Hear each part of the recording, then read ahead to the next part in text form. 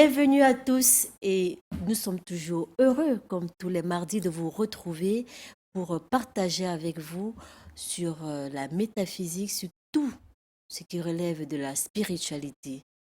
Vous êtes bien sûr dans votre émission Le Monde Inconnu et aujourd'hui nous avons les rubriques, nous restons toujours avec les rubriques habituelles. C'est la chronique qui va se faire en deux parties, la réflexion et l'évocation. La page pratique, le SOS téléspectateur. Vos messages sont attendus au numéro qui va s'afficher au bas du petit écran. Je ne suis pas seule sur ce plateau, je suis avec le célèbre professeur Herman Lipote, à qui je dis bonsoir.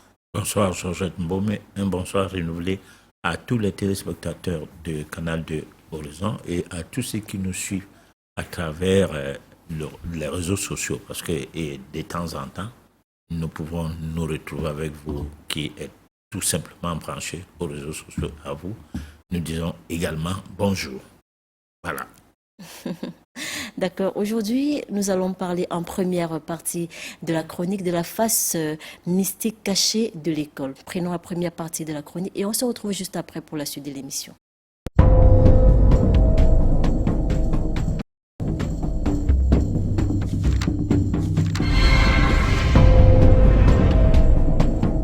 La face mystique cachée de l'école. En rédigeant cette chronique, nous avons voulu revenir sur d'autres sujets tels que l'orientation scolaire et la responsabilité des parents envers leurs enfants. Cette fois-ci, nous nous intéressons à une institution en particulier, l'école. Notre objectif est d'explorer les mécanismes occultes qui se cachent derrière l'éducation, la formation et l'enseignement dans le but de révéler sa face cachée. Chacun de ces mots porte une double dimension, combinant des principes techniques classiques et une quête de connaissance. Il est donc essentiel de bien définir chacun de ces termes en tenant compte de cette dualité. Au-delà de son rôle traditionnel de transmettre des connaissances, l'école peut également être perçue comme un outil de propagande et de brimade intellectuelle, servant les intérêts des élites dominantes. En comprenant la signification profonde de ces termes, commençons par les définir individuellement. L'enseignement est la transmission de connaissances destinées à aider à la compréhension et à l'assimilation. Cependant, il est parfois perçu comme visant davantage à faire apprendre qu'à faire comprendre. La formation, quant à elle, vise à fournir les connaissances théoriques et pratiques nécessaires à l'exercice d'un métier ou d'une activité. Enfin, l'éducation englobe l'enseignement des règles de conduite sociale et la formation des facultés physiques, morales et intellectuelles. Elle diffère de la formation et de l'instruction en ce qu'elle se veut être un processus plus global et patient, façonnant la personnalité dans son ensemble. Résultat, la mystique de l'école réside dans une dimension double, à la fois classique et occulte. Pour révéler sa face cachée, il est nécessaire d'explorer ces dimensions occultes pour donner plus de valeur à l'enseignement qu'elle propose. L'école devrait viser plus que l'apprentissage, elle devrait être éducationnelle, enseignant pour faire comprendre plutôt que pour apprendre mécaniquement. Professeur Herman Lipote, alors dites-nous, nous continuons avec l'école, nous continuons avec l'éducation. La dernière fois, nous parlions de l'orientation scolaire. Pourquoi cet enchaînement, patriarche? Non, de toute façon, c'est un problème d'actualité parce que l'émission Le Monde Inconnu n'est pas une émission des anges, mais c'est une émission des personnes que nous sommes. Et des personnes que nous sommes, il y a là une catégorie de personnes qui a le devoir et l'obligation d'assumer les responsabilités qui vont dans le sens de voir les progénitures se scolariser. Alors donc, nous sommes en train d'aller vers le début de l'année scolaire. Certaines personnes se posent encore des questions pour les enfants qui ont lu le baccalauréat, l'option de l'enseignement supérieur, par exemple, quelle option prendre ou bien donner à son enfant pour la suite de sa scolarisation. Alors, nous pensons que surtout les enfants qui ont eu le bac et qui vont entrer en enseignement supérieur, les parents doivent être méticuleux parce que c'est un autre tournant de la vie qui s'ouvre ou qui s'ouvre à l'enfant. Et ce tournant de la vie va dans le sens de donner une qualification ou bien un sens à la scolarisation de l'enfant. Parce que le tout n'est pas d'envoyer l'enfant à l'école, le tout de ne pas croire que l'enfant fait des grandes écoles, mais le tout c'est aussi de se poser la question, l'école pour quoi faire et l'école pour quelle qualité d'enfant. Alors là, nous sommes donc dans la mystique, la mystique de l'école. D'accord. Voilà. Est-ce qu'il y a donc une école qui obéit à cette mystique-là? Voilà. Professeur Armagnac Lipote, dans quelle mesure l'école telle que nous la connaissons dissimule-t-elle une face cachée mystique et impacte le parcours académique de nos enfants? Non, l'école telle que nous la connaissons, c'est une école des affaires. C'est une école où en métaphysique, nous considérons cette école comme étant le temple de la ruse. C'est-à-dire qu'on enseigne les gens à trouver du travail, on ne forme pas les gens à être utiles à la société, à la collectivité, à leur communauté, dans un ensemble de fonctionnement qui en fait va dans le sens d'aligner le spirituel et le classique. On forme les gens à rêver des grands salaires, surtout lorsqu'on a franchi les caps de l'université. On s'attend à une réponse salariale assez costaud. Alors donc, déjà, psychologiquement, on n'a pas besoin de réfléchir. On sait déjà qu'on a pris une longueur d'onde de plus par rapport à certains des camarades qui n'ont pas pu aller plus loin, des membres de famille, des cousins et tout. On a l'impression qu'on est rentré dans une classe de personnes supérieures aux autres. Et là, la supériorité n'est pas ici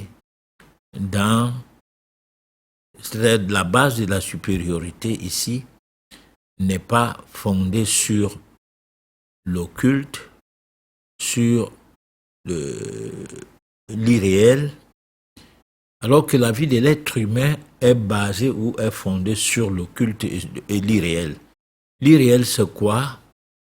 C'est que nous bénéficions du souffle de vie qui nous permet de donner une réponse existentielle par rapport à partout où nous nous trouvons, mais sans que nous n'ayons à réfléchir que c'est quoi même cette énergie vitale et c'est quoi la vie, et que tout ce que nous faisons, chaque jour, nous avons une preuve que ça ne sert à rien par rapport au décès de ce que serait le milliardaire qui va laisser autant de biens matériels qu'on ne pourrait imaginer, qui va laisser beaucoup d'enfants, parce qu'il y en a qui, après, on compte les héritiers à plus de 100. Bon, et puis tous ces enfants, très souvent, en dehors de ce que seraient les acquis naturels,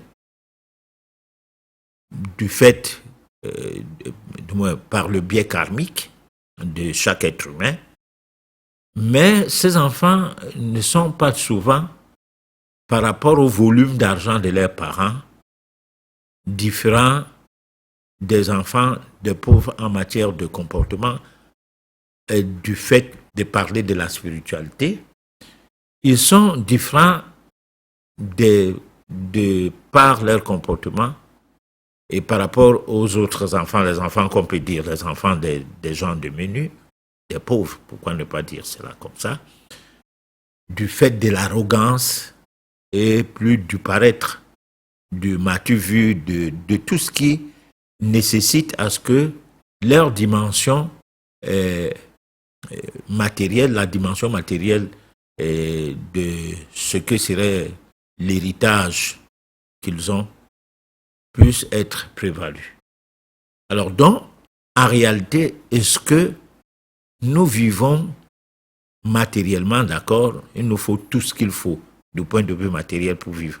Mais pourquoi il ne nous faut pas tout ce qu'il faut lorsque nous décédons?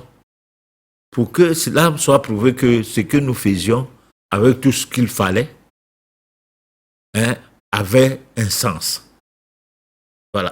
Professeur Herman Yaglipot, vraiment, nous sommes dans le monde inconnu. Nous, on veut savoir ce soir. Qu'est-ce qui se cache dans nos écoles? Parlez-nous du côté, je vais dire quoi, du côté invisible qui se trouve dans les établissements. Bon, alors, disons que l'école, son côté invisible, c'est une certaine manigance qui voudrait que une certaine hégémonie puisse prévaloir.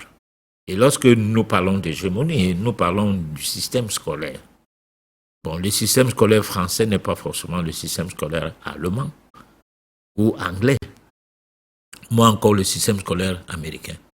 Bon, le système scolaire africain, on peut le généraliser parce que c'est un système scolaire quasiment copie-collé. Professeur Herman Yaglipot, si vous permettez, je peux. Oui. Je voudrais savoir s'il y a des forces invisibles ou spirituelles qui agissent en arrière-plan dans l'enseignement. Mais c'est ce que je suis en train de vouloir dire. D'accord. Qu'un enseignement qui abrutit les gens, c'est un enseignement, on ne peut pas dire diabolique, parce que nous, on ne parle pas du diable dans notre émission. Peut-être démoniaque, on peut encore le dire comme ça. Mais c'est un système scolaire négatif. Parce que ça ne forme pas les gens, ça les enseigne. C'est pourquoi, tout à l'heure dans la chronique, on a essayé de circonscrire le fait que l'enseignement, c'est juste une manière de faire apprendre les choses aux gens, quand bien même ces choses-là qu'ils apprennent ne comprennent pas ce qu'ils apprennent comme ça. Pour le peu qu'ils peuvent réussir à réciter intelligemment ce qu'ils apprennent, l'enseignement est parfait. C'est un bon enseignement. Alors, maintenant, l'école, dans ce cadre-là, a un soubassement qui fait partie d'une certaine hégémonie en rapport avec les rapports de force.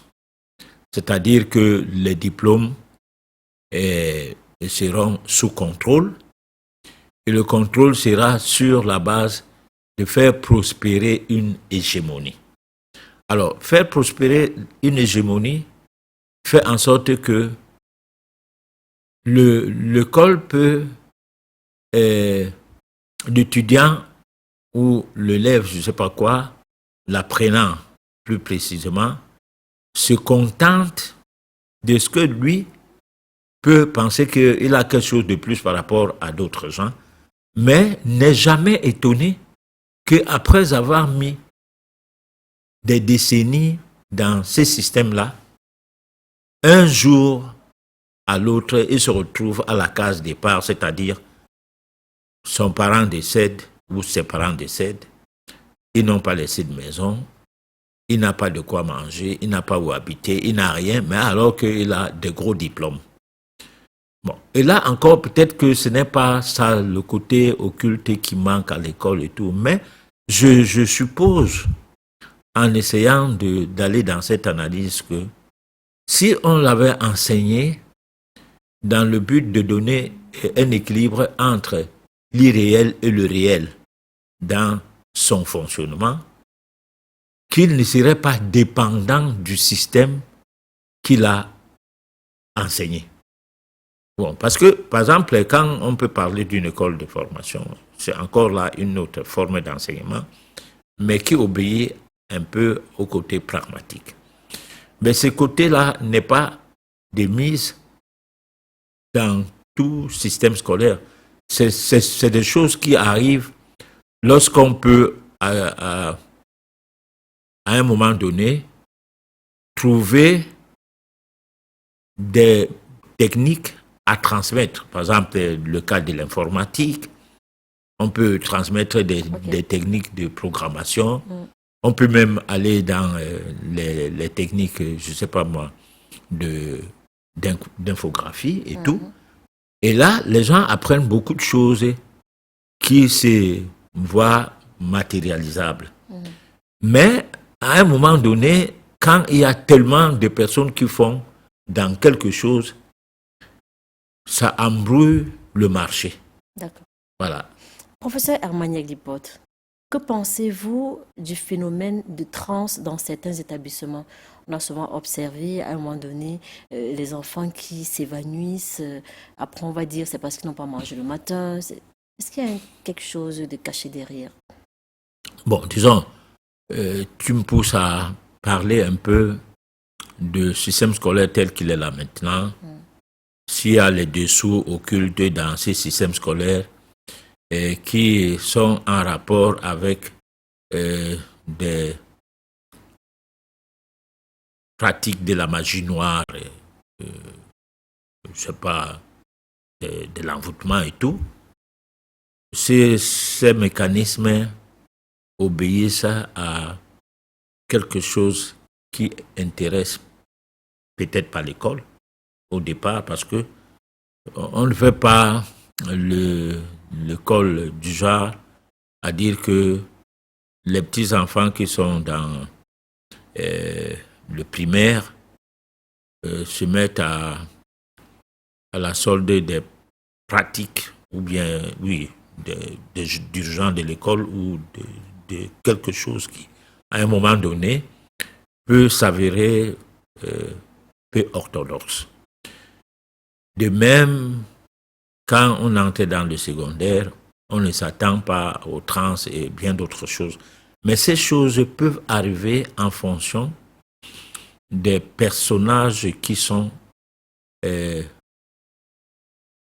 dans ces établissements, qui ont des buts à atteindre en manipulant des forces occultes qui vont agir sur les enfants.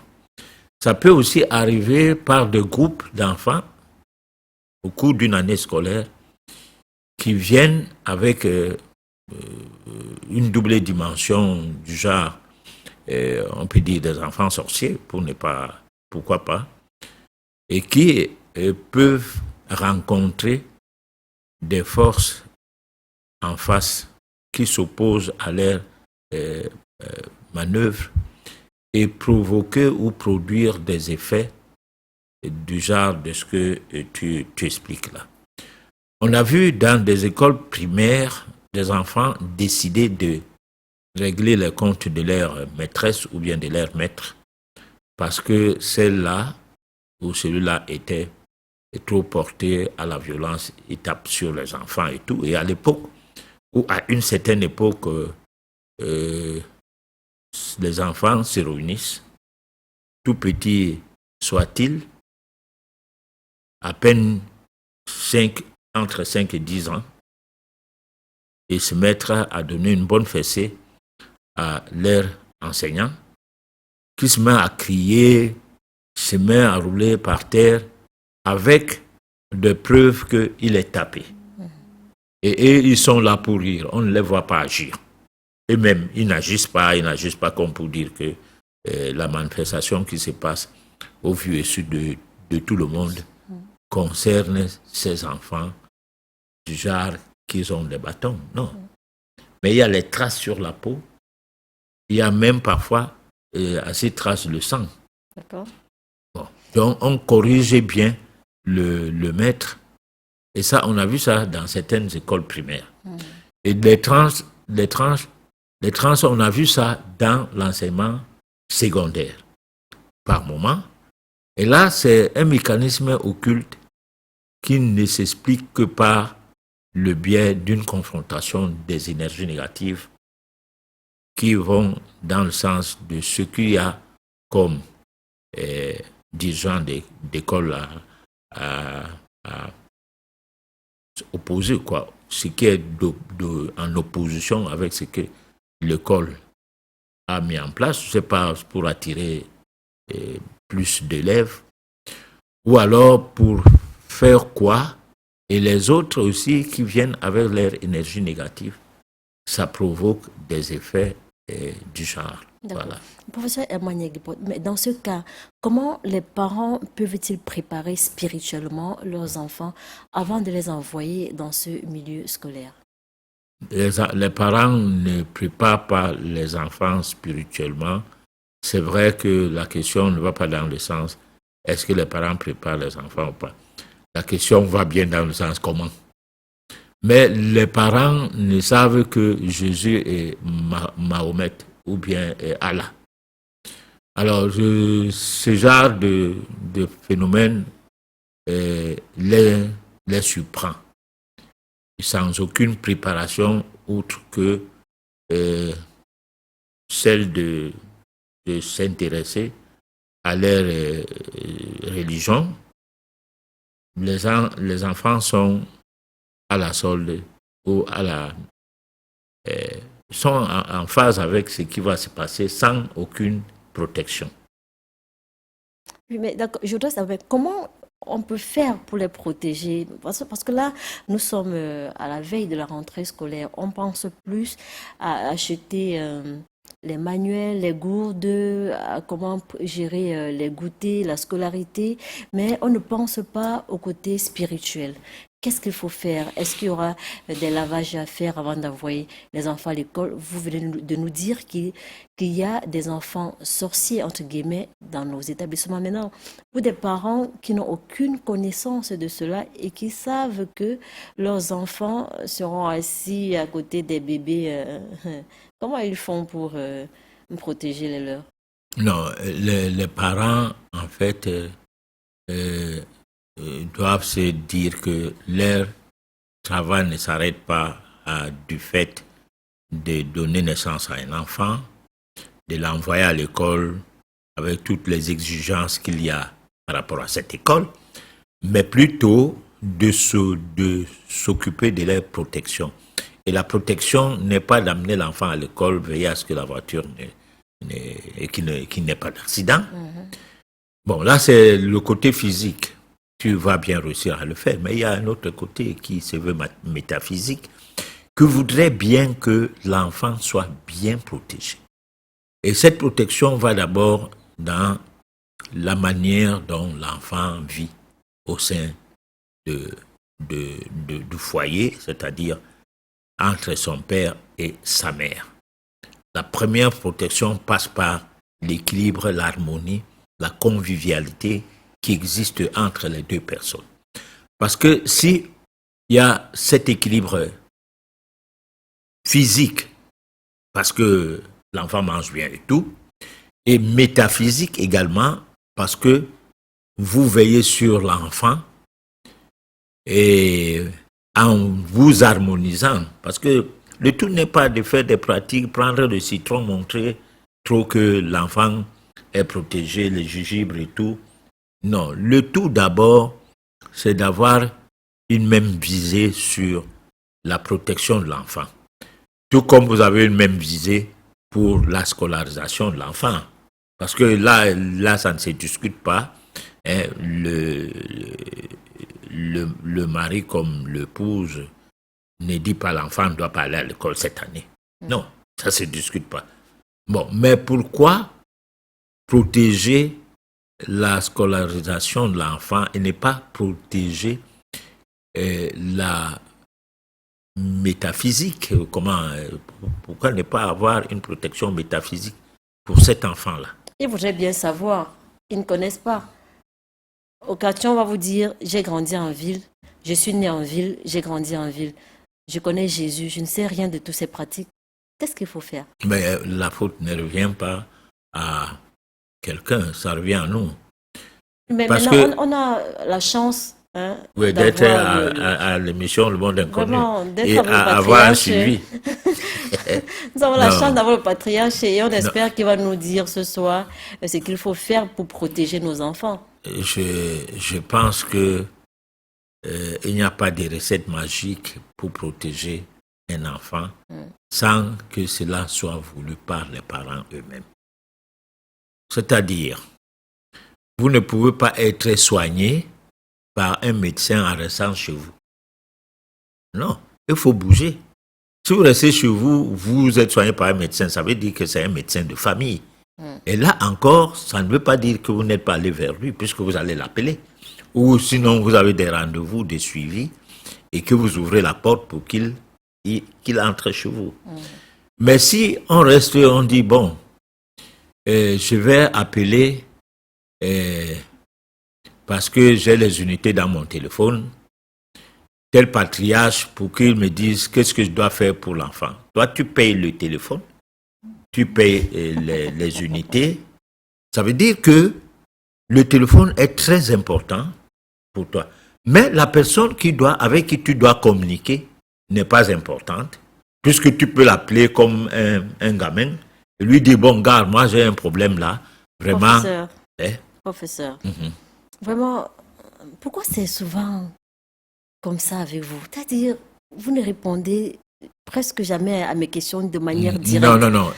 À toutes tes questions, je ne suis pas d'accord. Nous sommes dans le monde inconnu. Certaines questions. Si tu dis que je ne réponds pas à toutes tes questions de manière directe, ça veut dire que les échanges qu'on fait, ils sont bidons. Moi, je comprends. Mais je ne réponds pas aux questions qui relèvent du fait d'avoir un peu de la considération, soit du fonctionnement traditionnel de notre société, c'est-à-dire donner à César ce qui est à César. D'accord.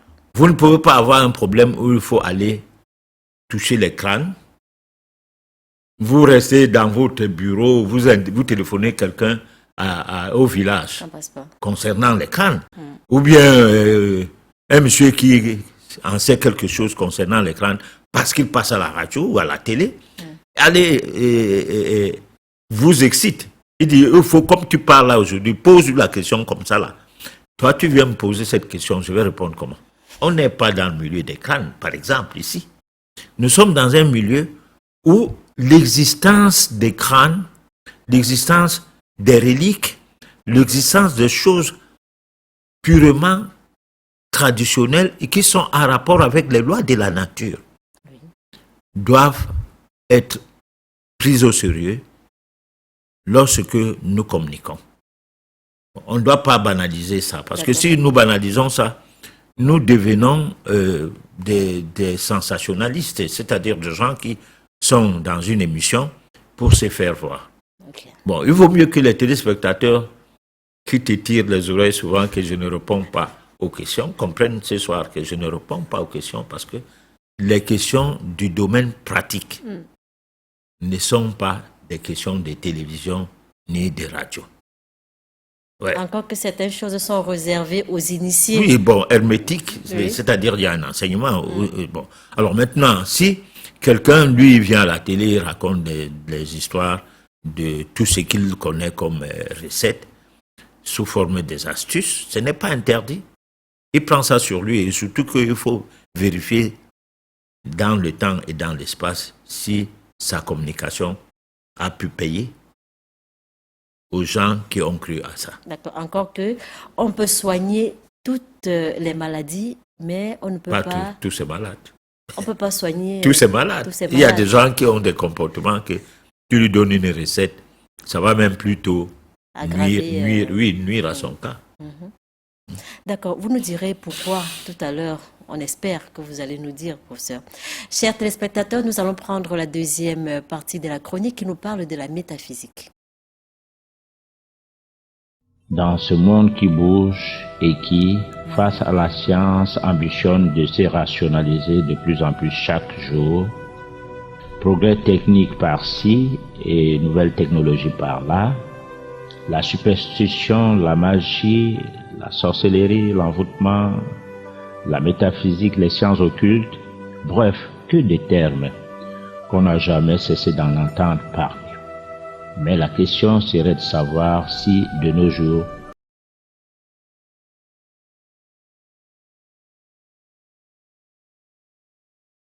dans ce monde qui bouge et qui, face à la science, ambitionne de se rationaliser de plus en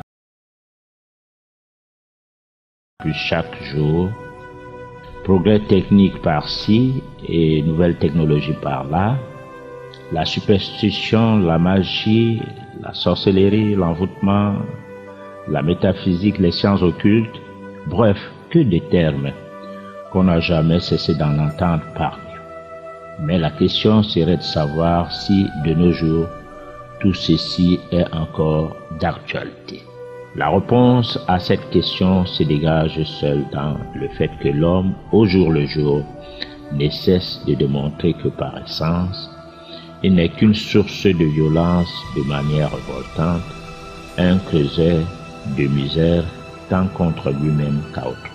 La métaphysique, parlons-en. La métaphysique est la quête des connaissances des lois de l'univers et les principes cosmiques permettant d'expliquer la raison de l'univers et le moyen de découvrir un sens spirituel dans tout ce qui est, afin de situer le véritable but de l'existence de tout et d'en justifier la conformité. Elle représente la science de la vie car elle est une philosophie cosmogonique au-dessus de toute forme de philosophie livresque, se plaçant à l'échelle supérieure de l'arbre de la connaissance. Cet arbre dont les racines représentent la vie vue dans leur plus simple expression. Le tronc, la sagesse. La partie supérieure du tronc représentant l'acgnose et la cosmogonie.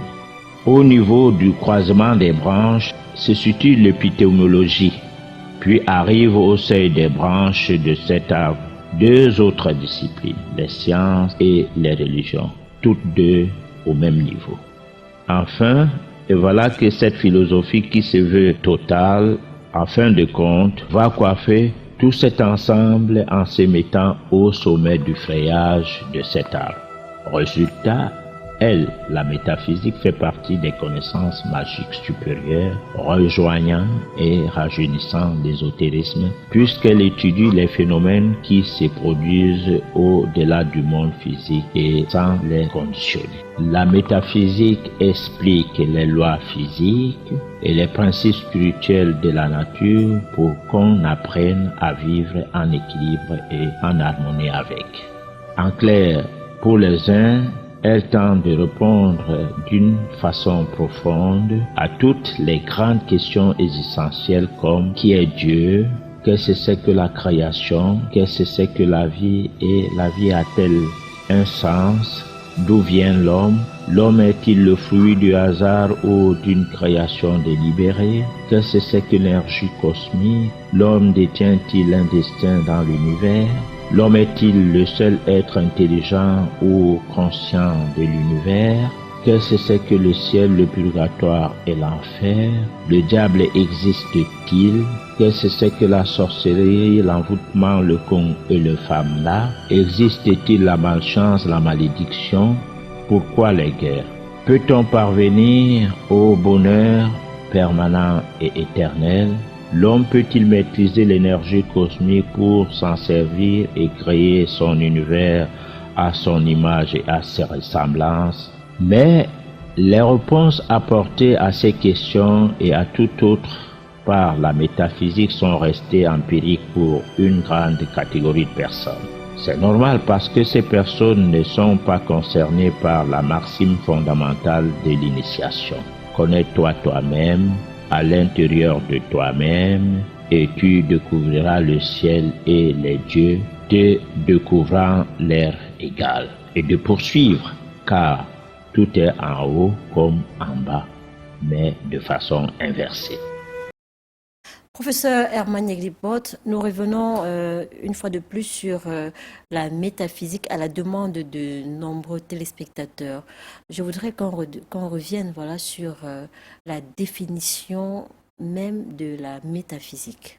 Oui, bon, on définit la métaphysique comme étant la plus haute science. Parce que c'est en fait, c'est elle qui couvre toutes les sciences. Sauf que du domaine scolaire, ça fait partie de la philosophie. Oui. Donc ça, c'est comme une branche de la philosophie ou alors un chapitre de la philosophie. Ça nous rencontrons ça dans les livres de philosophie universitaire. Mais en réalité, la philosophie livresque ne se livre pas à la mécanique de la découverte de Dieu.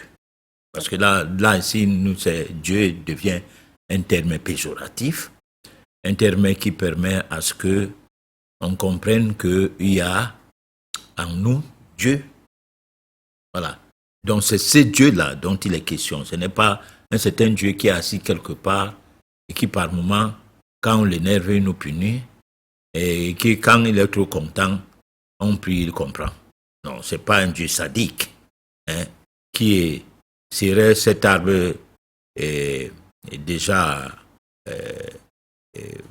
mal fichu qui fait de mauvais fruits que nous sommes. Ce n'est pas ce Dieu-là. C'est Dieu qui est en nous à l'état latent.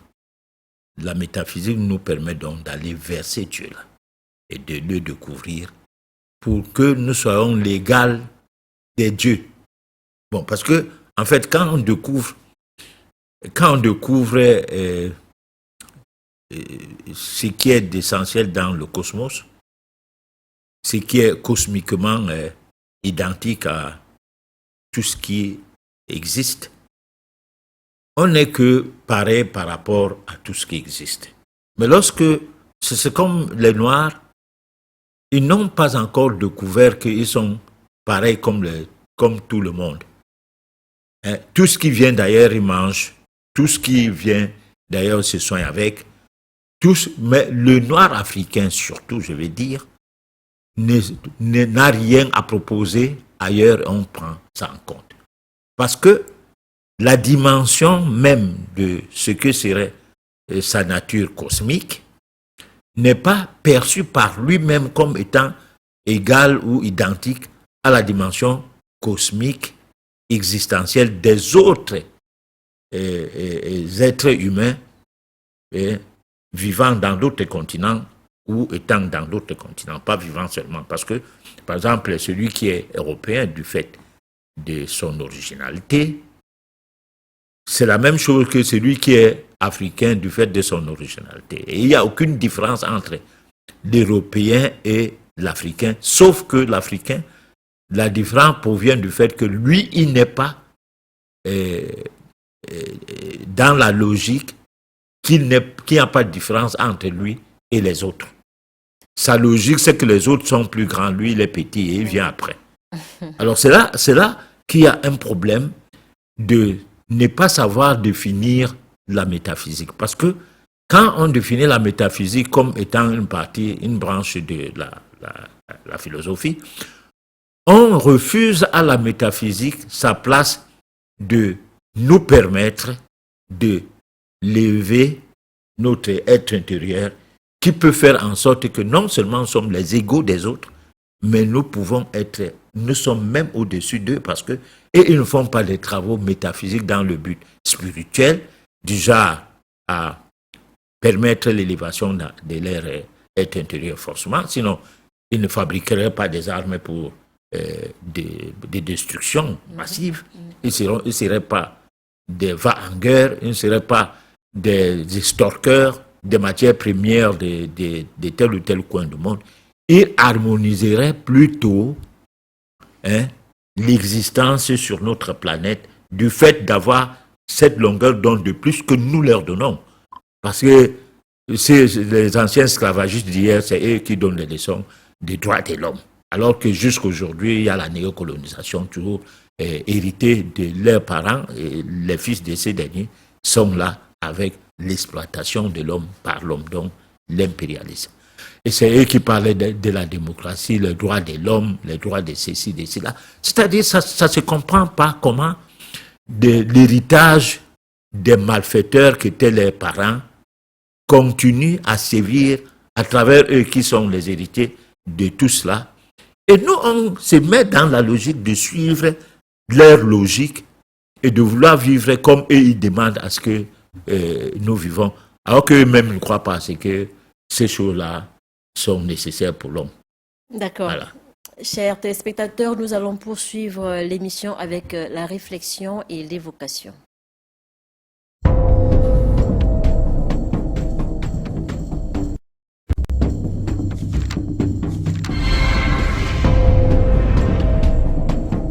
La planète peut nourrir jusqu'à 100 milliards d'hommes. On n'y arrivera jamais. Seulement, il faut l'organiser, la planète. Le problème, c'est que la planète, elle est mal organisée. Nous sommes mal organisés.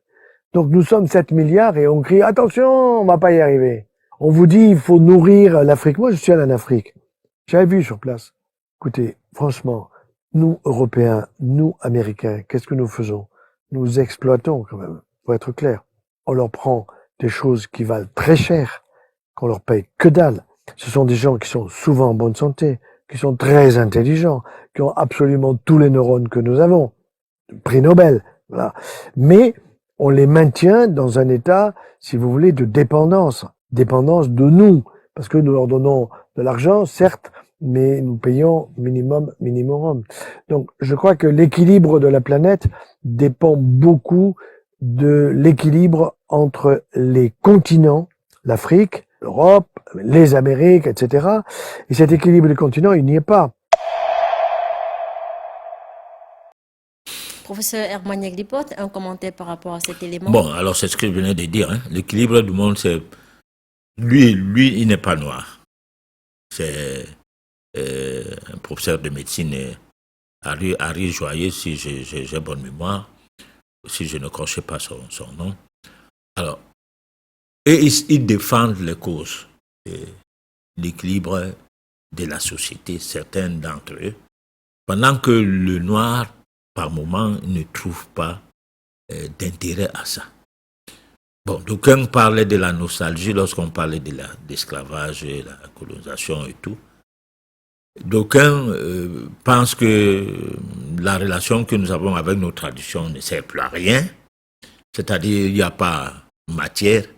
D'autres même qui sont des villages où les parents étaient des héritiers de cette tradition-là, sont en ville et sont devenus religieux au point où ne leur parlaient pas de ces traditions-là. C'est empirique. Bon, pour eux.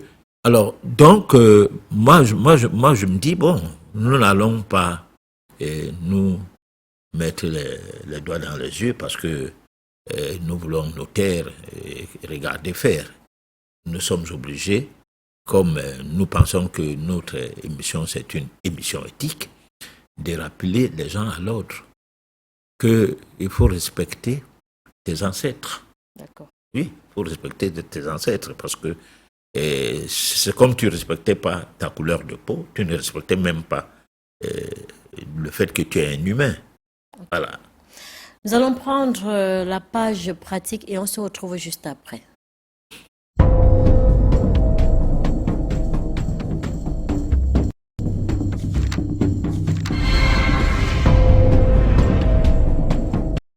Il faut quand même pas oublier qu'on n'achète pas tout avec l'argent. Lisez ce que dit Steve Jobs avant de mourir sur son lit d'hôpital. Ça vous informera. Oui, il disait en l'occurrence que... Mais qu'il a été très riche, mais qu'il ne va rien emporter. Et qu'à 56 ans, quand il est en face de sa mort imminente, il se rend compte qu'il n'a pas vécu. ce qu'ils devaient vivre. On achète des médicaments, pas la santé. On achète une maison, pas un foyer. Du sexe, mais pas l'amour. Des procès, mais pas la justice. On achète des distractions, pas le bonheur. Les véritables richesses, elles sont là. Et se rend compte qu'il ne les a pas vécues. Et les vraies richesses, elles sont le lot de tous les gens qui respectent les lois de la vie. Ce qui ne veut pas dire qu'on n'a pas besoin d'argent. L'argent est nécessaire. C'est un moyen. Et quand ce moyen sert la vie, il est béni et il arrive. Même beaucoup plus qu'on en a besoin souvent. Mais il va servir la vie. Alors c'est parfait. Mais si on ne sert pas la vie, on va être pauvre sur tous les plans. Tout est dit, l'argent n'achète pas tout. Nous n'allons pas commenter cet élément. Chers téléspectateurs, vos messages sont attendus au numéro qui s'affiche au bas du petit écran. On va prendre le SOS téléspectateur.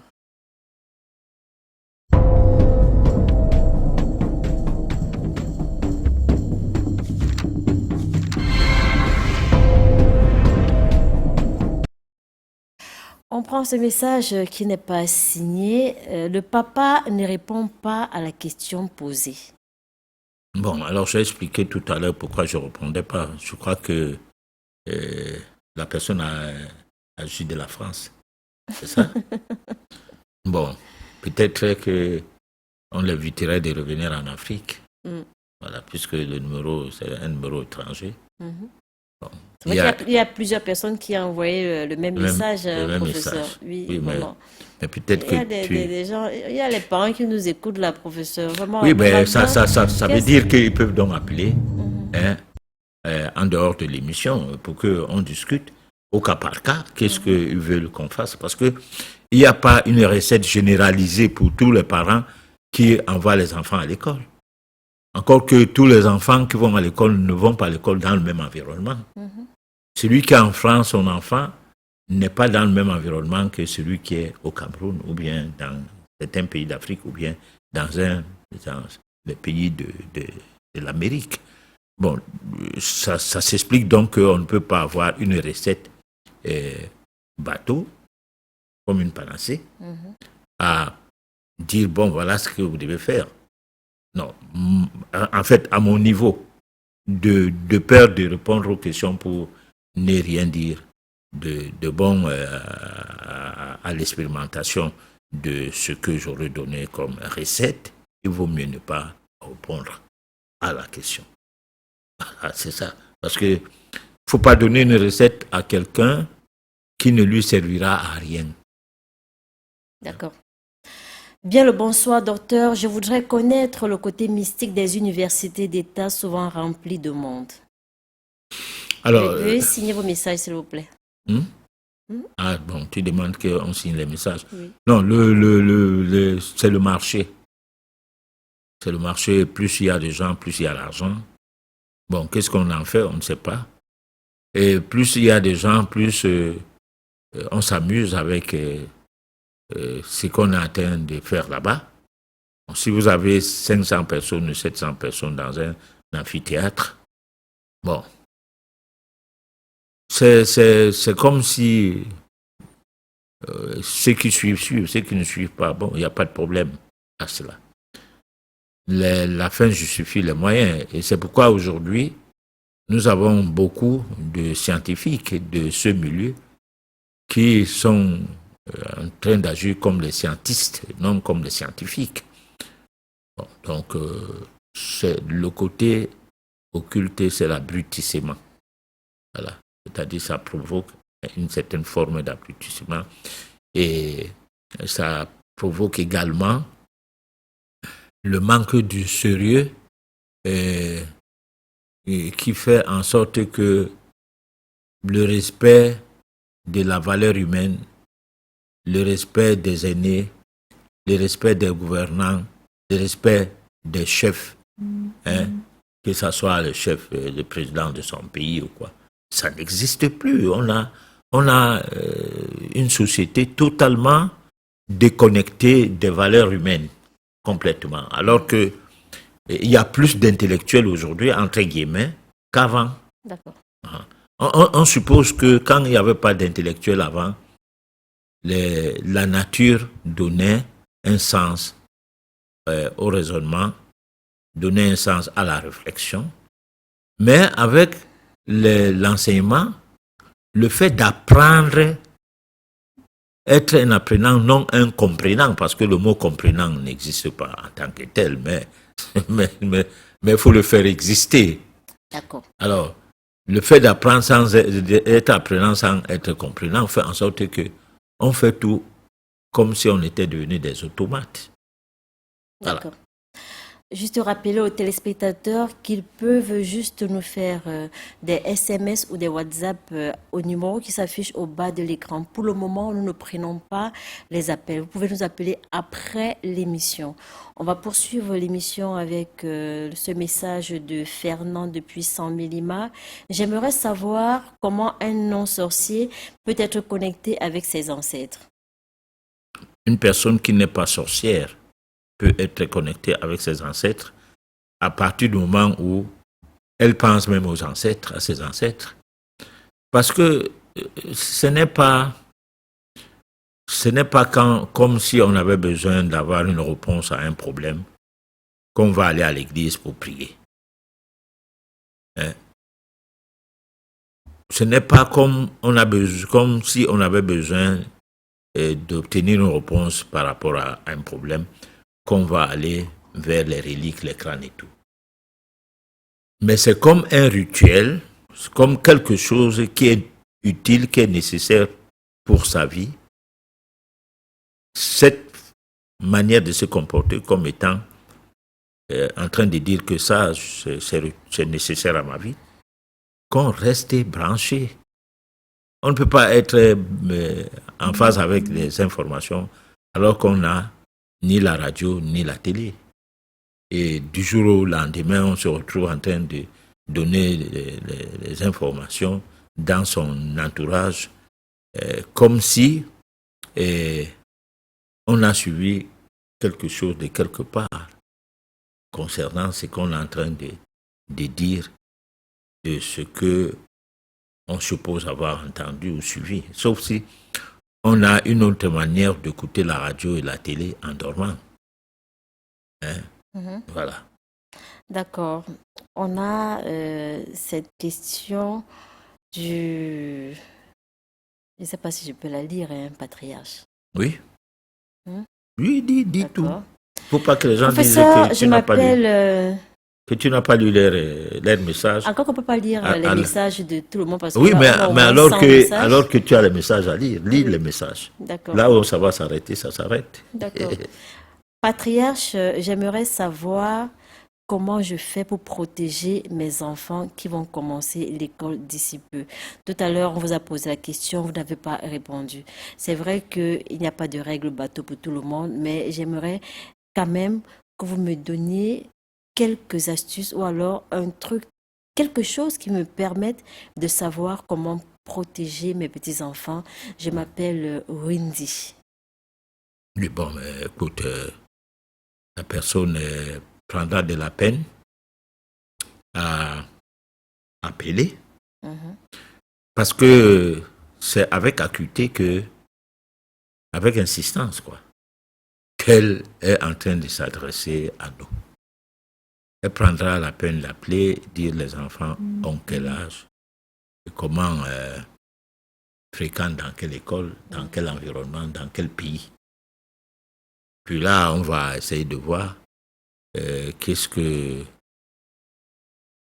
nous pouvons leur donner comme conseil. Voilà. Patriarche, excusez-moi, j'ai comme l'impression que vous protégez souvent, je ne sais pas si je vais dire certaines personnes, on a comme l'impression que vous protégez les sorciers ou alors les mauvais sorciers. Pourquoi vous ne dites pas certaines choses à l'antenne? Les sorciers vous avez peur? ne sont pas protégés du tout parce que je ne les vois pas en train de parler là, je vois un sorcier. Je vois le téléspectateur qui a besoin de nous et qui a pris de la peine à envoyer son message. Ça, je le vois.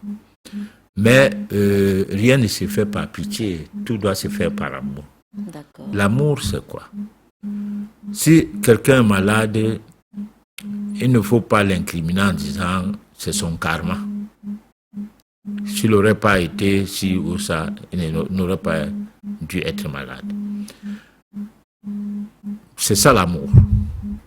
La pitié, si quelqu'un est malade, il ne faut pas penser que Dieu, entre guillemets, a tort de le laisser devenir malade, alors qu'il serait peut-être question de son comportement. Si vous avez bu beaucoup de bière, si vous avez mangé tellement de choses, au bout d'une période, la digestion campe et que vous devenez malade, on ne doit pas avoir pitié de vous. On doit vous dire que ce que vous faites n'est pas bien pour vous parce que vous n'aimez pas vous-même. Personne ne peut vous aimer à votre place. Donc c'est de ça qu'il est question. Il n'est pas question de protéger les sorciers. Les sorciers, nous avons dit, c'est des bons gens parce que c'est grâce à eux que les gens prennent conscience de l'existence même de Dieu. Certaines personnes vont à l'église parce qu'ils ont peur des sorciers. D'accord. Voilà. Professeur Herman Yeglipot, ma petite fille dernièrement m'expliquait qu'à côté d'elle, il y a un enfant sorcier. À chaque fois, il les invite à manger de la viande, à manger des choses qu'elle n'aime pas. Comment faire pour la protéger cette année? Oui, alors une question de consultation.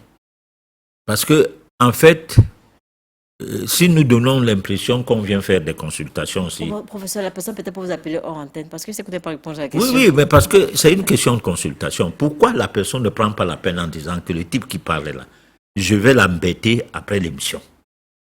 Il m'embête après l'émission. Là, il voit si je coopère ou je ne coopère pas. Mais on ne peut pas faire d'un plateau de télévision une clinique.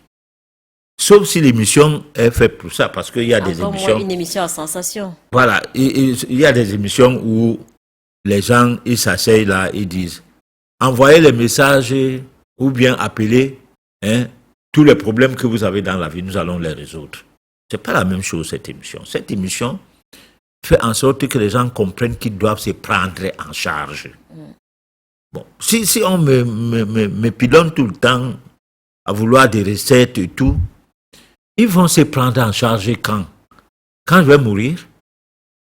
Parce que je suis un être mortel. Je ne peux pas rester à la télé tout le long de ma vie, même mort, pour résoudre les problèmes des gens. Par contre, on peut saisir l'occasion parce que rien n'est éternel. L'émission peut s'arrêter un jour. Le peu du temps que nous sommes ensemble, poser des questions, comment se prendre en charge. Parce que le but des émissions métaphysiques, normalement, sauf les émissions métaphysiques des débats où les gens s'exhibent, chacun voulant montrer que son école est la meilleure. Mais le but, c'est de faire en sorte que, même par une simple curiosité, que les gens disent qu'il existe des connaissances quelque part. Et comme la connaissance s'acquiert, ça ne se donne pas, ça ne se distribue pas. Ne perdez pas le temps à le croire. Tu vas beau donner ton argent à l'université, tes enfants auront les techniques, mais non pas les connaissances. Donc les connaissances ne se partagent pas, ça s'acquiert. C'est au bout d'un travail de recherche qu'on arrive à connaître. Et lorsqu'on a la connaissance, on ne doit pas se comporter comme un Dieu, non, pour les autres. On doit se dire que les autres ont besoin de la connaissance. Vous avez eu la chance d'en avoir, entre guillemets, la chance n'existe pas dans ce sens-là, mais disons, utilisons le langage que tout le monde comprend. Et comment partager cette connaissance? On ne la partage pas au hasard, on ne la partage par des forums, par une éducation, parce que c'est pourquoi j'ai établi la différence entre l'enseignement tout à l'heure dans la chronique et l'éducation. L'éducation, on fait attention de ce qu'on fait, ce n'est pas une formation à la légère. Voilà, donc on est là à la télé pour vous amener à savoir qu'il existe des possibilités pour votre affranchissement. Pour votre affranchissement. D'accord. Merci, patriarche. Je vous suis pour la première fois et vraiment félicitations à vous. C'est la première fois vraiment que j'entends un initié sur un plateau de télévision cacher ses connaissances. Vraiment, vous êtes un maître. Je vous contacterai demain matin pour en savoir plus. Ah, Le merci. message n'est pas signé. Veuillez signer vos messages, s'il vous plaît. On poursuit avec Néhémie depuis Marois. Je voudrais savoir comment je dois me protéger dans mon milieu de service. Je constate mes collègues me jalousent beaucoup, surtout que mon boss m'aime beaucoup. Bon, Nelly, tu vas appeler après Néhémie. l'émission. Voilà. Mhm. Après l'émission, on va. Mais professeur Emmanuel Deportes, il y a ce phénomène dans Les lieux de sociétés. service. Oui, vraiment, on ne comprend pas ce qui se passe. Au lieu de travailler, on passe le temps à jalouser ceux qui font tout, ceux qui se plient, ceux qui se lèvent tôt pour être à l'heure, pour bosser vraiment. Comment on fait pour se protéger? Mais pour mieux régner, il faut diviser. Oui, d'accord. Les lieux de service sont les lieux de compétition. Et la compétition, on a appris ça à l'école. Il faut être premier de la classe. Il faut être meilleur. Il faut être félicité par ses parents. Il faut donc, quand on est dans un lieu de service, on a besoin d'être premier aux yeux du patron ou bien de la hiérarchie. Et ça fait donc que si quelqu'un veut être premier à ta place, ça t'énerve. Hein? Tu vas même devenir mouchard parce que toi, sachant que tu ne peux même pas travailler comme l'autre, hein, et que il risque d'être premier, tu dois être premier dans la moucharderie qui te permet de te rapprocher du patron et que le patron ait plus confiance à toi, comme si tu t'occupais de son travail beaucoup plus que les autres à son absence. Donc, ces histoires-là peuvent aller même jusqu'aux pratiques de la magie noire, hein, où parfois on verse les choses au travers du chemin de l'entrée du bureau, au travers de l'entrée du bureau de certaines personnes, et pour nuire. Et deux fois même, ces fétiches-là ne sont pas des fétiches, mais on sait que psychologiquement, la personne sera affaiblie et prendra une posture de peur.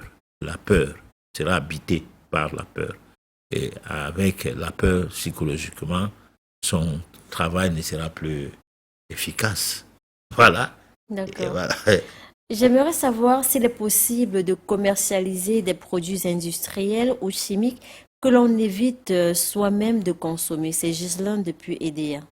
Bon, je ne crois pas que c'est bon de commercialiser les bêtes, les moutons, les chèvres et tout, alors qu'on n'en mange pas. Je crois que ce n'est pas nécessaire. De même, vous ne pouvez pas être un pharmacien, vous pratiquez de la métaphysique et vous estimez que métaphysiquement, les médicaments détruisent les cellules du corps, donc tuent la vie dans le corps et que vous n'en prenez pas, mais vous en vendez. De même, c'est la même chose. Je ne sais pas si là je réponds à la question. Au moins, je suis fort par rapport à cette question. S'il y a des questions dont je ne suis pas fort. Alors, moi, c'est Aïdava Innocent Mahama depuis Mokolo, extrême nord. On peut faire de la sorcellerie à une personne qui n'est pas sorcier jusqu'à lui prendre la vie mystiquement? Oui, mais attends, tu n'es pas sorcier et tu as croisé les bras, tu es à la merci des sorciers. Mais il prie. Alors, non, la prière, c'est une histoire que... Non, je l'aide seulement. Hein, Oui, pour ça. non, moi-même, je t'aide aussi à répondre parce que je ne veux pas que je sois toujours considéré comme si je ne répondais pas. Si quelqu'un passe son temps à prier dans la même église où tu es, il n'y a pas un casting de bons gens. Qu'on a dit, seuls les gens qui sont bien doivent venir ici. Non, c'est tout le monde qui est dedans, et les sorciers et les non-sorciers. Et tous prient Jésus, chantent. Tous. Bon, maintenant, celui qui est sorcier, c'est même là à l'église, à l'intérieur même, qui fait la sorcellerie. C'est pourquoi les catholiques, ils allument l'encens et les bougies. Pour essayer de voir si on peut atténuer un peu les forces de la sorcellerie environnementale.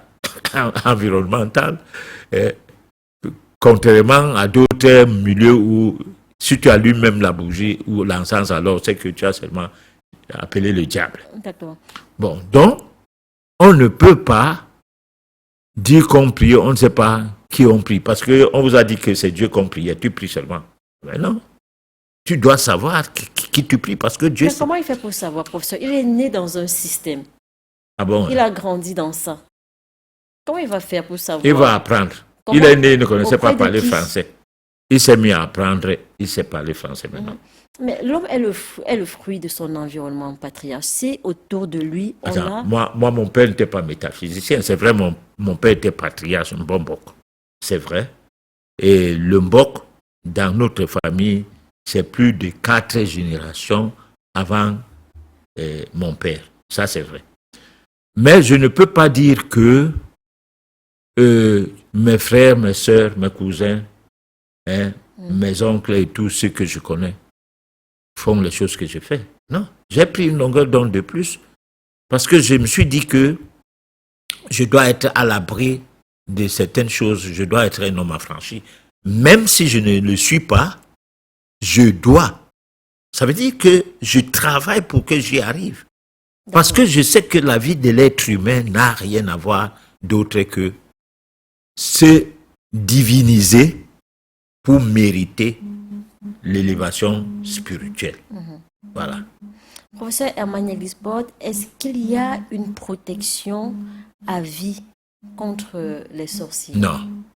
Là, je dis non.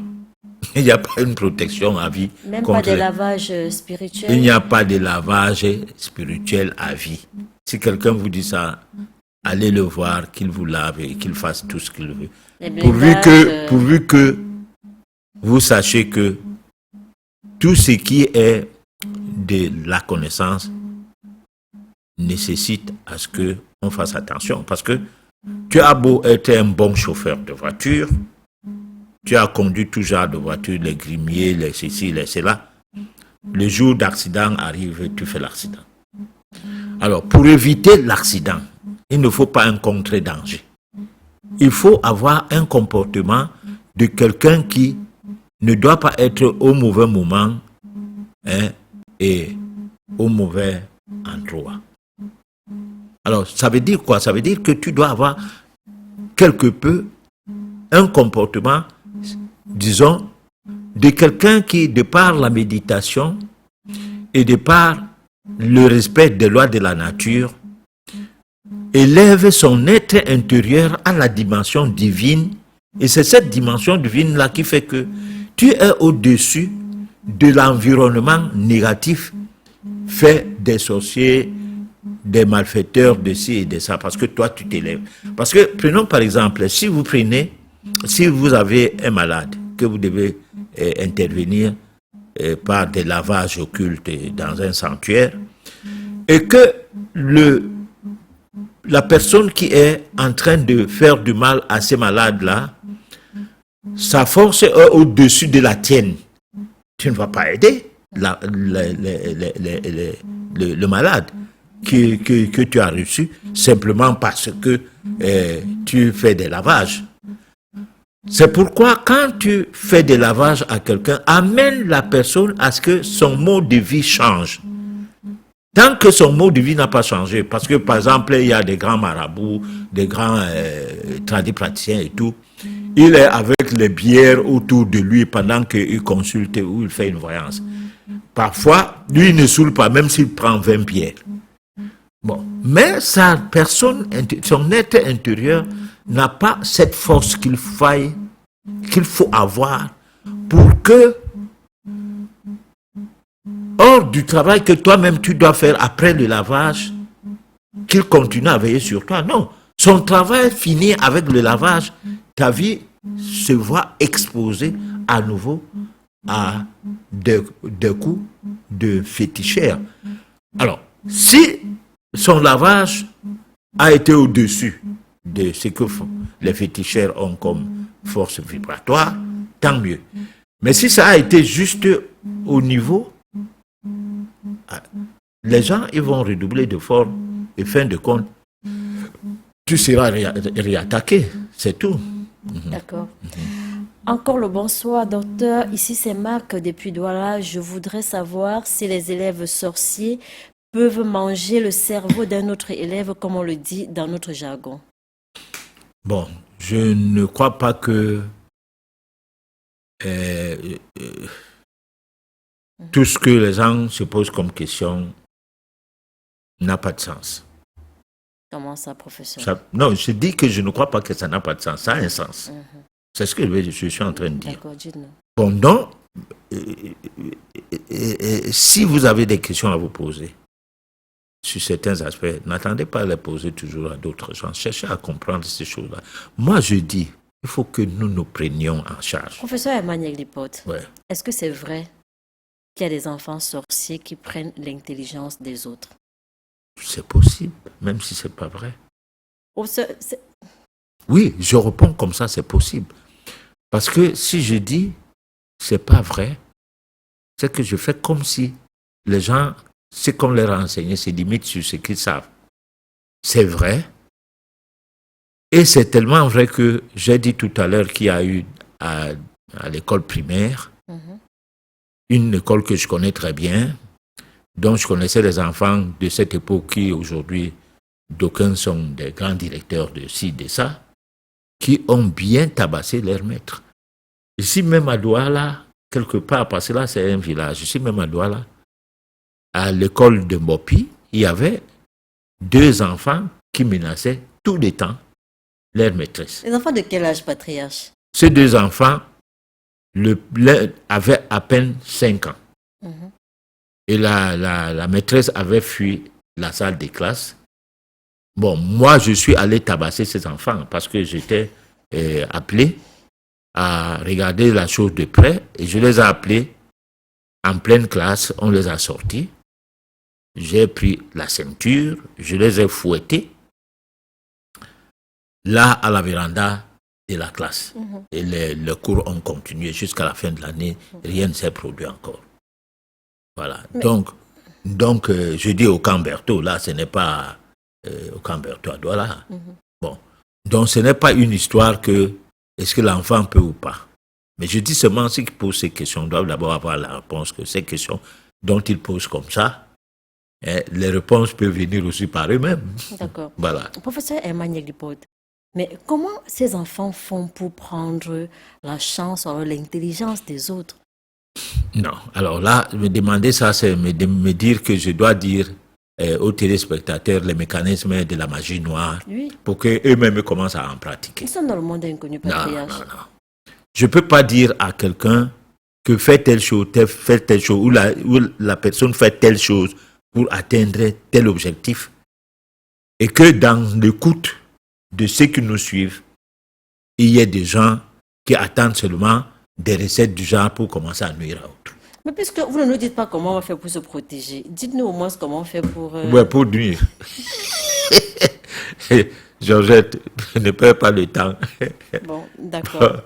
Ne perds pas le temps. Si tu n'as pas de questions, dis aux techniciens que nous sommes fatigués de parler. Les téléspectateurs ont compris, pour avoir la réponse à certaines questions, ils peuvent contacter le patriarche après l'émission parce que vous comprenez bien que ici, tout le monde nous regarde. On ne peut pas dire certaines choses. Vraiment, c'est réservé, hein, patriarche? Certaines choses sont réservées aux initiés. Professeur Emmanuel Lipote, pardon, ça revient toujours. Hein. Comment je fais pour protéger mon enfant? Parce que l'histoire que vous venez de raconter, ça fait peur.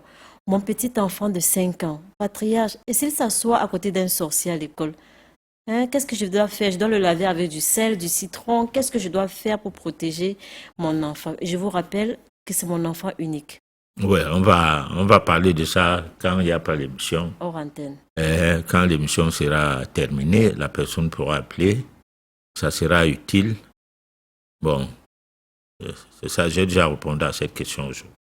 Ce n'est pas en insistant que je vais changer. Moi, je ne viens pas à la télé pour dire comment je suis fort. Parce que je ne suis pas sûr si je suis fort à dépasser tout le monde, même tous les sorciers du Cameroun. Non. Chacun a un niveau de force qui lui est propre et qui peut être limité par rapport à d'autres gens. Voilà. Patriarche, j'aimerais savoir, nous qui n'avons pas eu cette éducation qui nous permet d'être connectés à nos ancêtres, comment faire pour y remédier? C'est Arsène c'est Z. pas très compliqué. Vous allez faire les recherches ou les cours de l'élévation spirituelle.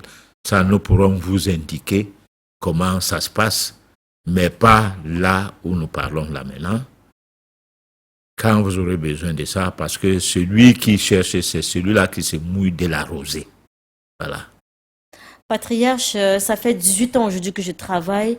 Je n'ai pas de terrain, je n'ai pas de maison, je suis toujours en location. Bientôt, je vais prendre la retraite. Mon père, je ne comprends pas ce qui se passe. Ce qui se passe, c'est que il faut faire des recherches,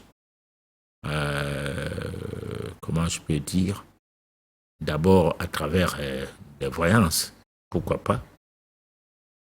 Étudier aussi votre vie, parce qu'il y a les études de vie métaphysique qui peuvent vous apporter beaucoup de réponses sur qui êtes-vous, et à partir de là, vous pouvez bénéficier de cette réponse-là, ou de ce réponse, pour pouvoir orienter votre vie vers la prospérité. Voilà. Professeur Herman Yaglipote, comment savoir si une femme a pris nos chances?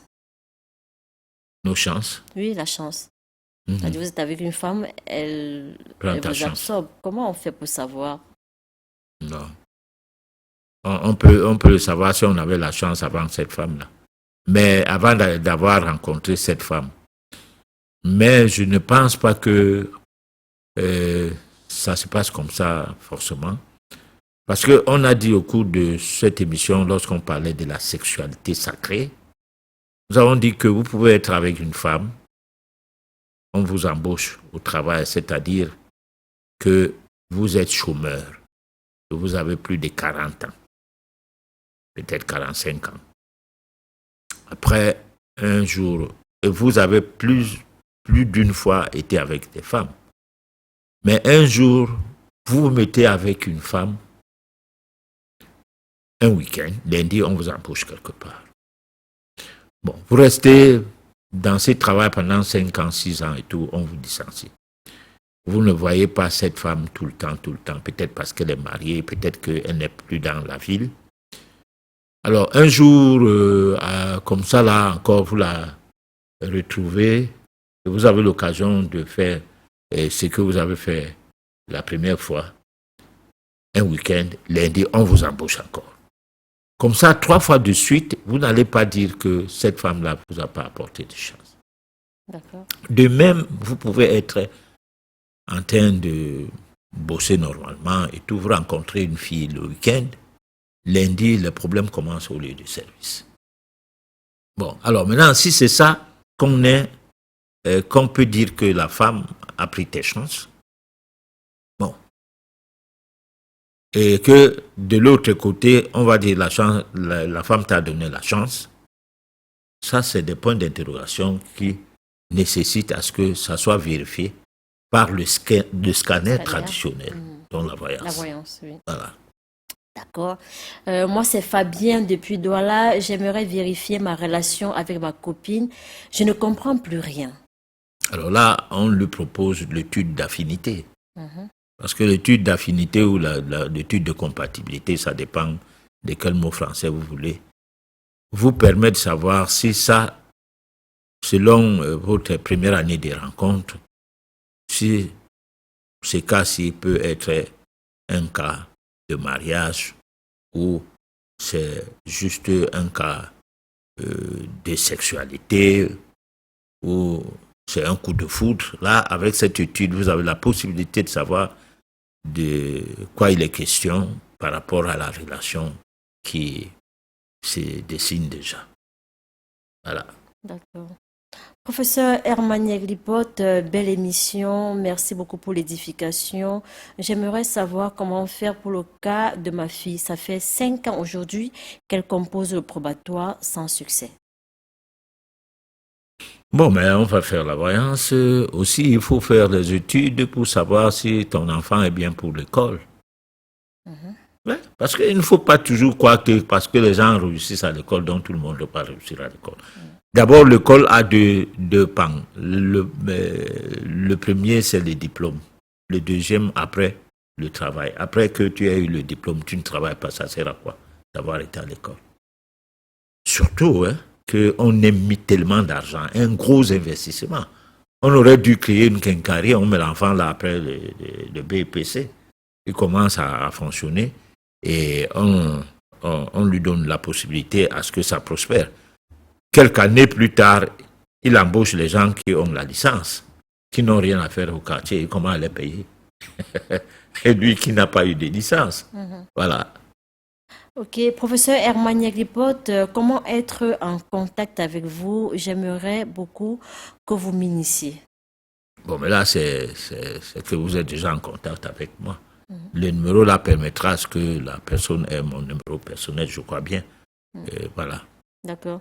Professeur, comment trouver une bonne femme? En faisant l'affinité avec une femme qu'on a rencontrée, ça ne marche pas, on fait encore l'affinité avec l'autre, ainsi de suite. Et au bout du rouleau, on va tomber sur une femme qui est bonne, surtout en faisant attention sur tes yeux. Parce que souvent, nous choisissons les femmes ou les êtres humains à partir de comment on les voit, sa tête et tout. Il y a d'autres gens, la femme a les pieds X, mais le visage est beau. Voilà, c'est une bonne femme là-bas. Et pourtant, ce n'est pas une bonne femme. Peut-être c'est une belle femme pour lui, mais c'est une bonne femme déjà. D'accord. Il y a une autre, il faut que la femme soit fine, de la tête jusqu'aux pieds, pas de gros seins, pas de grosses La beauté fesses. est relative. Bon, et tout. Lui, c'est la bonne femme. Alors que c'est une belle femme à ses yeux, parce que notre personne ne peut pas vouloir une femme fine. Déjà. D'accord. Bon, donc, c'est un peu compliqué de dire comment faire pour avoir une bonne femme. D'accord. Ma femme m'accuse de sorcier. Elle dit que je suis à l'origine de tous les malheurs de la maison. Notre fils est malade aujourd'hui, ça fait 5 ans. Elle m'accuse de cela et je ne me reconnais pas dans ça. Comment faire pour arranger mon foyer? Bon, c'est une histoire qu'il faut faire d'abord la voyance. Ça, vraiment, je considère toujours ça parce que il y a des fois, vous êtes dans votre maison, les choses se passent dans la nuit. Voilà. On dépose un petit truc à l'entrée de ta porte. On sait qui, professeur? Un malfaiteur, ou bien un ennemi, ou quelqu'un qui te hait, qui ne t'aime pas et qui veut que tout se gâte dans ton foyer. Bon. Là, ne me dis pas quel truc aussi, parce que tu risques de me demander que c'est quel truc on dépose. Mais il y a les petites choses comme ça, il y a même les choses que nous mangeons. Comme quoi? Parce que là, en balayant, par exemple, on peut voir et puis on croit que c'est... Mais même quand c'est déposé par quelqu'un avec on veut savoir, ça ressemble à quoi? un récit, c'est déjà fait. C'est tout. Que tu aies balayé ça ou qu'il ait enlevé ça lui-même avant qu'il ne soit l'aube. Ton foyer a les problèmes. Vous commencez à vous taper. D'accord. Parce que des fois, tu vois un monsieur, il traverse la porte, il retourne comme s'il a laissé quelque chose, mais c'est pour taper sa femme. Hein? Oui. Mais il n'est pas en train de taper sa femme, il n'est pas retourné justement pour taper sa femme. Mais parce que sa femme lui a posé la question que m'attend. Tu n'es pas appelé au travail, tu ne fais que faire des tours. Allez, c'est fini, la bagarre commence. Bon. D'accord, donc vous nous disiez que c'est parce que l'ennemi aurait... Oui, aurait agi à l'entrée de ta porte pendant que vous dormez. D'accord. Bon, donc, il faut toujours harmoniser la relation. Toujours. Donc, dès qu'il y a un problème à la maison, il faut toujours chercher le pourquoi. On ne doit pas croiser les bras et se dire tout à fait. La femme est mauvaise. Oui, ou l'homme est monsieur, mauvais. Vraiment, pourquoi il a changé? Oui, c'est ça. On doit tout chercher à comprendre le pourquoi. Tu retournes comme ça, toi-même, tu ne sais même pas pourquoi. Et puis, quelques jours après, tu dis même que tu as tapé sur ta femme l'autre jour. Pourquoi? Mais professeur Herman Yaglipote, vous me disiez en off que des fois même c'est à cause de nous-mêmes, de notre négligence, de notre, je vais dire quoi, abrutissement entre guillemets, parce que on n'est pas au courant de certaines choses. Par exemple, les ongles. Lorsqu'on taille nos ongles. Oui, il ne faut pas les laisser tomber à terre et les faire piétiner par ton vis-à-vis. D'ailleurs, personne ne doit piétiner les ongles des autres. Il faut toujours les protéger. De un, il y a que quelqu'un boit de l'eau. dans un verre Oui. et il vous donne l'eau, le reste d'eau, le verre avec le reste d'eau. Non, demande-lui de verser l'eau lui-même que de vous donner ça pour que vous versiez à sa place. Parce que ça dépend.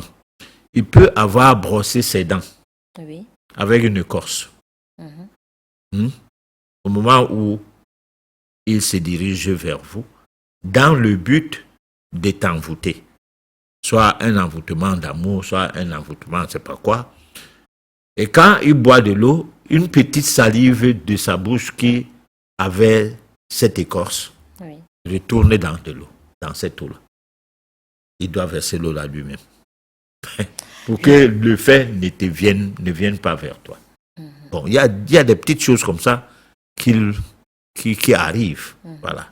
Mais oui, aussi, professeur, dites-nous tout aujourd'hui. En dehors de ça, il y a quoi encore? Non, j'ai déjà dit une chose que je ne m'attendais pas. De... Je ne m'attendais pas à dire. Mais des fois aussi, il y a des visiteurs impatriates, des visiteurs qui marchent avec ce qu'on va appeler la poisse ou alors l'aura négatif. C'est-à-dire, ils arrivent chez vous comme ça, et après leur départ, les problèmes commencent. Oui, mais Ces personnes ne savent même pas qu'elles traînent avec elles toutes ces énergies. Et puis, il y a des gens, il est là, et pendant que tu sors, tu le laisses dans ta maison ou dans ta chambre. Il prend le sable, la poussière du sol, il met dans un papier, c'est pour aller travailler, ça. Bon, mais seulement, moi je dis ceci, tout ce que nous disons là entraîne la méfiance. Et une méfiance qui ne nous permet pas d'être des gens affranchis. D'accord.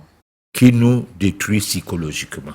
Et c'est pourquoi je n'aime pas donner une orientation vers ce genre de choses. Parce que le but de l'émission Le Monde Inconnu, c'est de découvrir la dimension divine qui est en nous et qui nous permettrait ou qui nous permet d'être au-dessus de toutes les basses manœuvres du bas astral. C'est ça. Bon, maintenant, si les gens sont là, toujours en train de dire, mon enfant, on va faire du mal à mon enfant, je fais alors comment? Mon mari me fait ceci, me fait cela. C'est qu'ils ne comprennent pas qu'ils ne seront jamais des affranchis. Et le non-affranchi sera toujours exposé à des situations dangereuses par rapport même à ce qui serait un acquis pour lui ou par rapport à ses acquis. D'accord. Voilà. Professeur Herman Yaglipod, est-ce que en ayant une bonne initiation, on peut être à l'abri de tous ces problèmes? C'est ce que je suis en train de dire. Là, parce que quand on est initié, lorsqu'on a des connaissances métaphysiques initiatiques comme une forme d'éducation, on est au-dessus du mal. On ne fait pas soi-même du mal aux gens. Le mal des gens ne prospère pas vers soi. Mais si on passe tout son temps à prier, à aller demander les recettes, à faire ceci, à faire cela, premièrement, on est incapable de savoir qu'il faille respecter d'abord soi-même les lois de la nature. Et des fois, même de manière inconsciente, on chasse tout ce qu'il y a de négatif autour de nos patriarches. Maintenant, quand on est élevé spirituellement, c'est pas de manière inconsciente. C'est comme la pluie qui touche, je ne sais pas moi, un miroir. Oui. Il y a des risques que même les gouttes de pluie ne restent pas tracées sur ça. Hein? Bon. Lorsque vous avez les pare-brises, il y a les essuie-glaces. En réalité, ça ne sera jamais mouillé, comme si c'est un vêtement. C'est comme ça quand on a élevé sa spiritualité au niveau de se diviniser. D'accord. Ouais. Aucun mal ne vous touche. D'accord. Fondamentalement, quoi. Professeur Herman Yaglipod, nous sommes arrivés au terme de cette édition. Est-ce qu'on peut avoir votre dernier mot de ce soir en ce qui concerne nos enfants qui vont bientôt reprendre le chemin de l'école? Alors, nous avons dit d'abord l'orientation professionnelle. Nous ne devons pas envoyer les enfants à l'école pour que au sortir de l'école se mettent en chômage comme des simples chercheurs d'emploi. On doit savoir pourquoi ils vont à l'école et qu'est-ce qu'en retour ils auront suite à cet investissement. Nous devons protéger notre foyer en étant en harmonie, monsieur et madame, afin que nos enfants soient également protégés. D'accord. Ne cherchons pas la protection de l'enfant alors que chaque jour on se tape dessus, monsieur et madame, querelle et tout. Ça ne donne pas la nécessité à ce que l'enfant soit protégé, même si on lui met des amulettes sur tout son corps, hein, comme tu vois souvent les bambins pour mettre les choses chez eux, les lancams et tout ça là, sur eux. Même si on met à ces enfants toutes ces choses sur eux, ça ne va rien changer. D'accord. Voilà. Ça sera votre dernier mot de ce Voilà, soir. donc faisons juste attention. une dernière. Est-ce qu'en faisant une étude de vie de l'enfant, on peut connaître ses dons? Oui, mais là, ça, on a déjà dit, c'est D'accord. par là que passe l'orientation D'accord. professionnelle, les Merci. études de vie métaphysique D'accord. à faire aux enfants pour leur orientation professionnelle à partir de l'orientation D'accord. scolaire. Merci, Voilà. merci, professeur Emmanuel Glipote. Merci à vous, à la maison, de nous avoir suivis du début jusqu'à la fin. Donnons-nous rendez-vous mardi prochain dès 23h. D'ici là, portez-vous bien.